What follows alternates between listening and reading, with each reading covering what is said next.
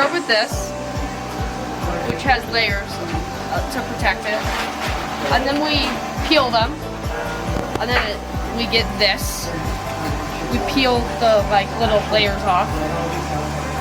And then we wipe it with a rag.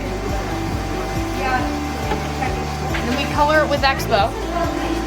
And then we tell the xTool to take a photo to sync it over to the computer. And then we line it up.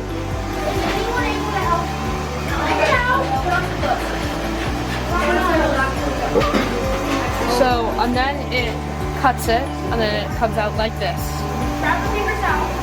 Take this off the Expo.